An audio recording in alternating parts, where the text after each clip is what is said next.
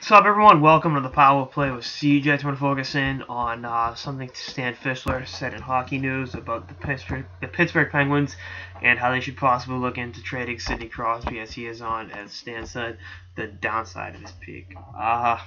He's not wrong in that regard.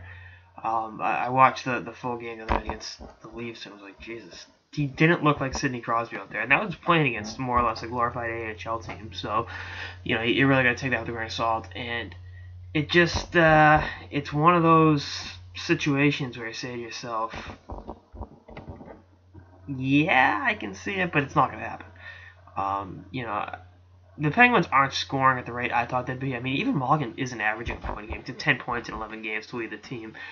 But you look at it and say, is it the system a little bit? Is the team playing to the level they should be? I mean, first of all, they're winning in spite of Crosby and because of Marc-Andre Fleury a lot, which is one of those kind of weird situations, but it is what it is. And the Penguins are going to take, you take wins any way you can get them.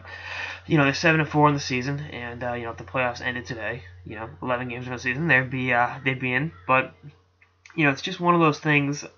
I think it's hyperbolic to suggest trading Crosby. Obviously the old saying is even Gretzky was traded, and that's true.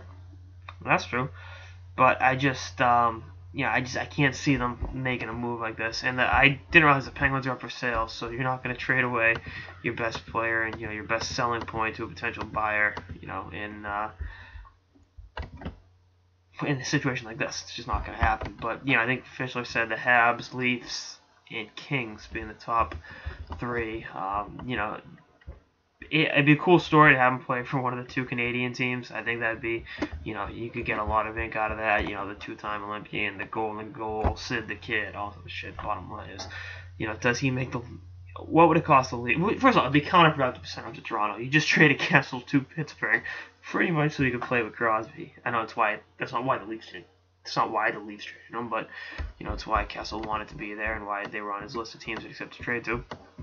And the other thing is, it's just you're gonna go from playing for a team that even though it's struggling, it's still pretty much a contender, and to Toronto, who is in the hockey desert, if you will, so to speak.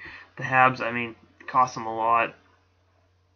Him and Carey Price, even Crosby on the downside of his peak, would be a very interesting situation in the Eastern Conference. We'll call it that.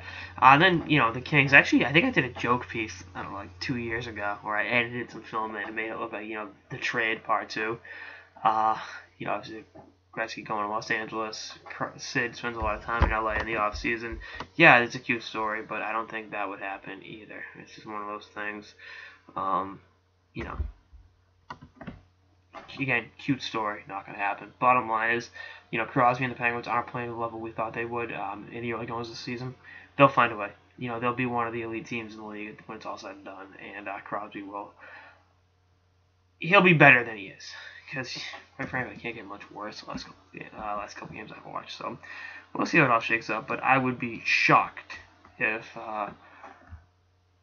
Crosby is playing anywhere but Pittsburgh, Pennsylvania in the next, obviously maybe 3 years when something changes. But bottom line is, I think he's in a good spot.